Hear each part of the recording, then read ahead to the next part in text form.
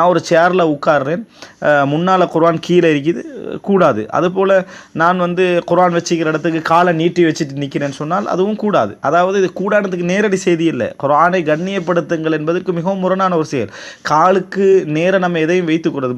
முகத்துக்கு நேர காலை நீட்டி கண்டிக்கிறது, அல்லது எங்களோட குழந்தைக்கு முகத்துக்கு நேரம் நம்ம காலை நீட்டி கண்ட செய்ய மாட்டோம், வைத்திருக்க மாட்டோம். காரணம் அது முரணான ஒரு செயலை நம்ம பார்க்குறோம். அதே போல் இந்த மாதிரியான எதெல்லாம் நம்ம கண்ணிய குறைவான செயல்பாடாக எங்களோட சமூக வட்டத்தில் நம்ம அதாவது அறிமுகத்தில் இருக்குதோ, அதாவது யாரும் மார்க்க ரீதியான அந்த தன்மைகளை ஏற்றி அறிமுகத்தில் இருக்கக்கூடிய விஷயம் அல்ல, இயல்பிலேயே அது கண்ணியமின்மையை நம்ம புரிஞ்சு வச்சுக்கிறோம். அந்த மாதிரி எதெல்லாம் கண்ணியமின்மைன்ற வட்டத்துக்குள்ளே அடங்குமோ, தனிப்பட்ட நிலைப்பாடை சொல்லலை, நான் பொதுவாக கண்ணியம் என்ற சொல்லுக்குள்ளே எதெல்லாம் அடங்குமோ அதையெல்லாம் நம்ம பேண வேண்டும். என்னென்று சொல்ல வேண்டிய அவசியம் இல்லை.